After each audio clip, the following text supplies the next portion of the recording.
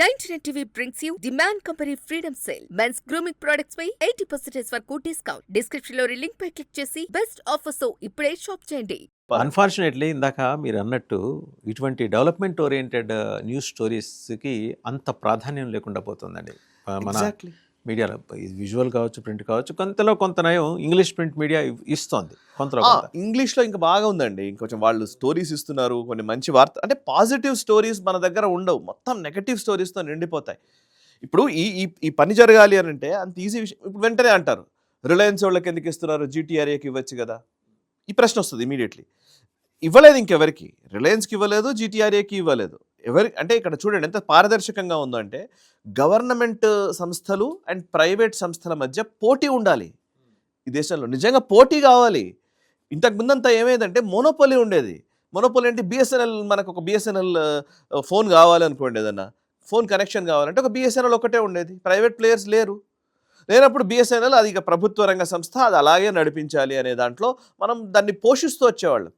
Why, ఎందుకు పోషించాలి? ప్రభుత్వ సంస్థ అంటే డబ్బులుగా మనమే కదా ప్రభుత్వ సంస్థ అంటే, దాన్ని మనం పోషించాల్సిన అవసరం ఏంటి? వాళ్ళు సమర్థవంతంగా పనిచేసి వాళ్ళు సాధించుకోవాలి.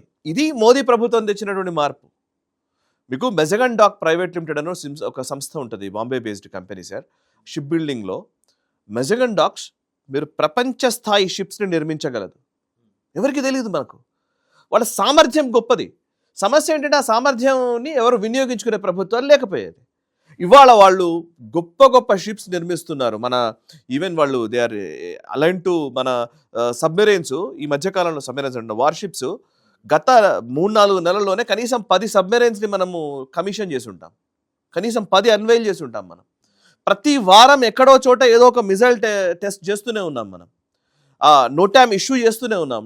నోటీస్ టు ఎయిర్మెన్ అంటారు, అంటే మేము ఈ పర్టికులర్ మిజైల్ టెస్ట్ చేస్తున్నామంటే ఆ టైంలో మీరు ఫ్లై కావద్దని.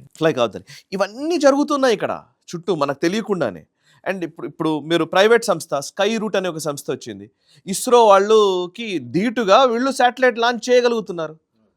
ఇప్పుడు మనం వెంటనే అంటారు ప్రైవేట్ సంస్థలు పెరుగుతున్నాయి, గవర్నమెంట్ రావట్లేదు అంటే, గవర్నమెంట్లో ఉన్నది మన మనుషులే, ఇండియన్సే.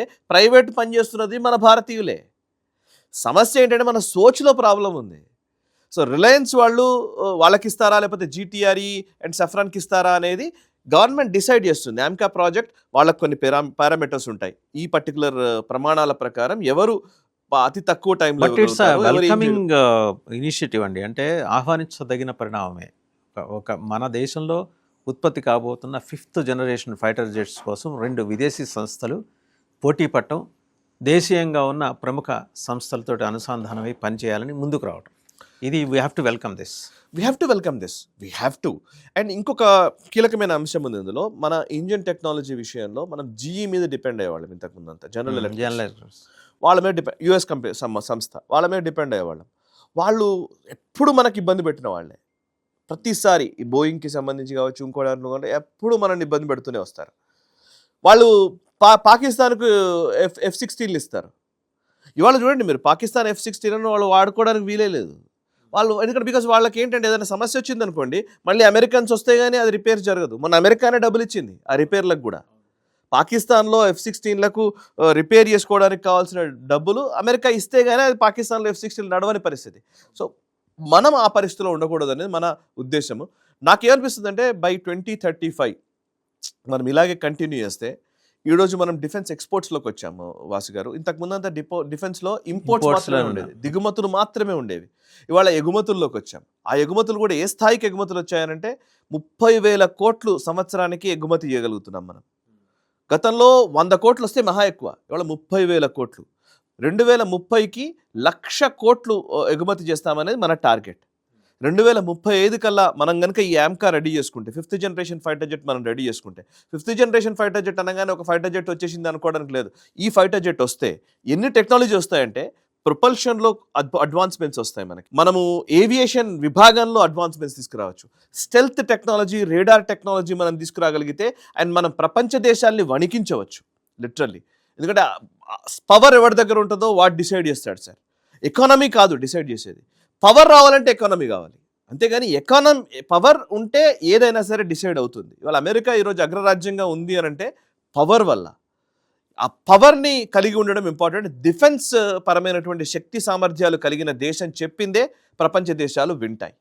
సో మనం ఆ దిశగా అడుగులు వేస్తున్నాము. We have to wish them all the best. ఎవరు వచ్చినా సరే వాళ్ళని మనం స్వాగతించాలి, వాళ్ళకి మనం అభినందించాలి. అండ్ శాస్త్రవేత్తల కృషిని మనం ఎప్పటికీ కూడా గుర్తుంచుకోవాలి, అప్రిషియేట్ చేస్తూ ఉండాలి.